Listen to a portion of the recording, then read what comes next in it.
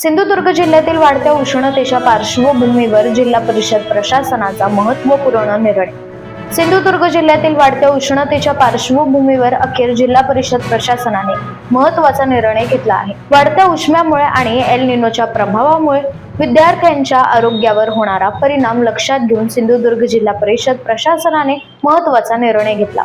मुख्य कार्यकारी अधिकारी रवींद्र केभुरकर यांनी सिंधुदुर्ग जिल्ह्यात वाढत्या उष्णतेच्या पार्श्वभूमीवर जिल्ह्यातील सर्व जिल्हा परिषद प्राथमिक शाळा 19 ते 30 जून या कालावधीत सकाळच्या सत्रात 7 ते 11:15 या वेळेत भरविण्याचे आदेश जारी केले आहेत। जिल्हा परिषद अध्यक्ष आणि सदस्य यांच्या मागणीनुसार जिल्ह्यातील माध्यमिक शाळा देखील उद्यापासून सकाळच्या सत्रात भरविण्याचा निर्णय घेण्यात आला आहे।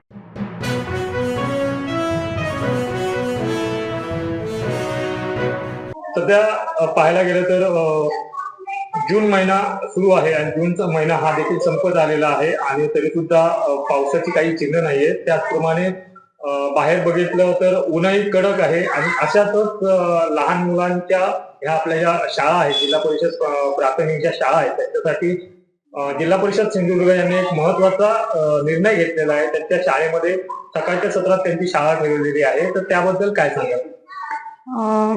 बघा, मी कोडम नंबर 1 शाळेमधील एक शिक्षिका आहे आणि आता खूप जास्त उष्णता वाढल्यामुळे अल निनोच्या प्रभावामुळे वाढलेले तापमान व उष्णताचा धोका लक्षात घेता शाळेचे नियमित जे कामकाज आहे ते सकाळच्या सत्रात सुरू करण्यात आलेले आहे आणि हा मोठा निर्णय जिल्हा शिक्षण विभाग, जिल्हा परिषद सिंधुदुर्ग यांनी घेतलेला आहे। नक्कीच तसं पाहायला गेलं तर बाहेरही उन्हाचा पुष्कळसा उकाडा जो आहे तो वाढलेला आहे आणि त्याच अनुषंगाने हा शासनाने निर्णय घेतला। या निर्णयाबद्दल तुम्ही काय? खरोखरच हा निर्णय म्हणजे बरोबरीचाच निर्णय घेतलेला आहे शासनाने, कारण या वाढत्या उष्णतेमुळे विद्यार्थ्यांना खरंच त्रास होत आहे आणि ते दिवसभर मुलं असे भिजलेले असतात आणि अशा अवस्थेत शिक्षण पण घेणं म्हणजे तेवढं त्यांना जमत नाही आणि खरोखरच हा निर्णय मला तर बरोबरच वाटतंय। त्यांच्या आरोग्याच्या निर्णय अगदी बरोबर घेतलेला आहे। धन्यवाद।